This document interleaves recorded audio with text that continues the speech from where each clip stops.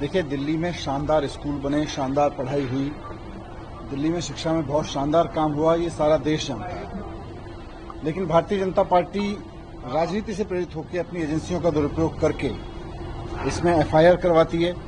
और फिर आज मुझे एसीबी ने बुलाया है, मैं सारी बातें रखूंगा एसीबी के सामने।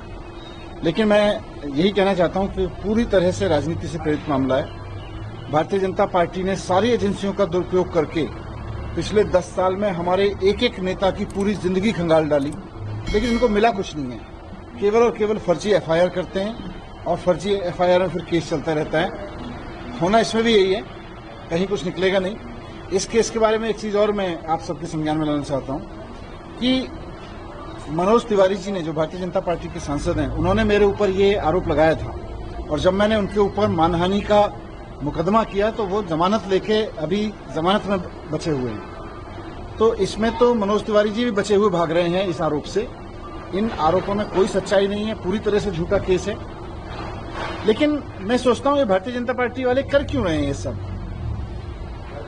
अभी समझ में आता है कि दिल्ली की जनता ने इनको मैंडेट दिया कि दिल्ली के लोगों के लिए काम करो। काम तो करना बीजेपी वालों को आता नहीं है।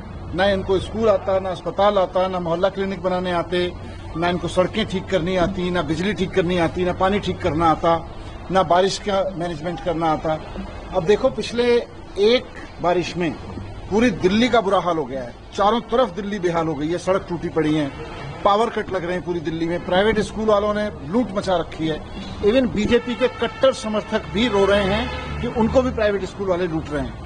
वैसे में भारतीय जनता पार्टी जनता का ध्यान भटकाने के लिए कि इनसे काम तो हो नहीं रहा, इस तरह के फर्जी केस करते हैं, एफआईआर खेलते हैं। निकलेगा कभी कुछ नहीं, क्योंकि पहले भी कुछ नहीं निकला था। फर्जी केस करते हैं तो निकलेगा इसमें भी कुछ नहीं, लेकिन जनता का मुद्दों से ध्यान भटकाने के लिए केस करते हैं। अभी रेखा गुप्ता जी से आपके संबंध के बारे में पूछा तो उन्होंने कहा भी तो पंजाब से केजरीवाल को भी आना पड़ेगा, आपको अगर कोई प्लानिंग चल रही है। इसलिए मैंने कहा ना, पूरी दिल्ली में ना बीजेपी के किसी कार्यकर्ता को समझ में आ रहा है कि उनकी सरकार क्या करने वाली है, दिल्ली में क्या कर रही है। इनके कार्यकर्ता भी प्राइवेट स्कूल के हाथों लुट रहे हैं। इनके कार्यकर्ता बीजेपी के कट्टर समर्थक भी ट्वीट कर रहे हैं कि पावर कट से बुरा हाल है, सड़कों का बुरा हाल हो गया दिल्ली में, एक बारिश में पूरी दिल्ली बेहाल हो गई। और ये केजरीवाल को गाली देने में बिजी हैं, ये एफआईआर कराने में बिजी हैं।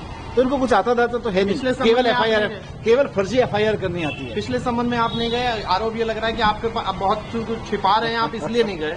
ये एफआईआर खेलते रहे, मैं तो काम करता हूँ।